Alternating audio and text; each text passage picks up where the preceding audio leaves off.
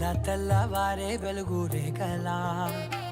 పచ్చ పచ్చ పచ్చి మట్టి బొమ్మలా అల్లి బిల్లి వెన్న పాల నురగలా అచ్చ తెలుగు ఇంటి పూల కొమ్మలా